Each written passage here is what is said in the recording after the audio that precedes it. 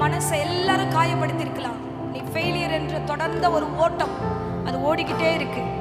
வாழ்க்கையில எல்லாம் வரும், சூழ்நிலைகள் எல்லாம் பலவீனமாகும். நீ விழுந்து போகிறதுக்கு எல்லாம் ரெடியா இருக்கு. நீ விழணும், அதுதான் பிசாசுடைய நோக்கம். ஆனா இந்த இடத்துல உன்னை உயர்த்தும்படியா என் தேவன் உன்னோடு இருக்கிறார். ஆண்டவர் உள்ளங்கையில சுமந்திருக்கிறார். நீ ராஜாவின் மடியில வாழக்கூடிய மகன், நீ வாழக்கூடிய மகள். எங்கேயோ சுடுகாட்டுல போய் படுக்கக்கூடியவன் அல்ல. வாழ்க்கை தோத்துட்டோன்னு சொல்லி ஃபெயிலியர் தானே, இனி நான் வாழ மாட்டேன், இந்த மீட்டிங்கை முடிச்சுட்டு நான் தப்பான முடிவுக்கு போறேன். அன்பு மகனே மகளே, வாழ்க்கையை குறித்து ஒரு புரிதலோடு இரு. உன்னோடு தான் கர்த்தர் பேசுகிறார். வாழ்க்கை என்பதிலே நிறைவேறா விருப்பம் ஆயிரம் இருக்கும். இமைக்கும் பொழுதினிலே நிலை மாறும், நிறைவேறும்.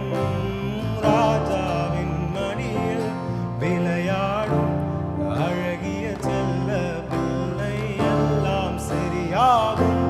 விளையாடு மகிழ்வோடு, காத்திருந்த நேரம் மாறி பூக்கும் நேரம் வரும்.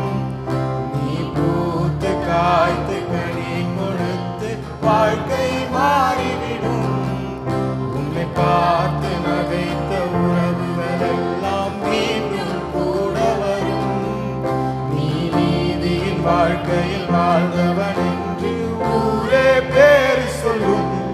மனசே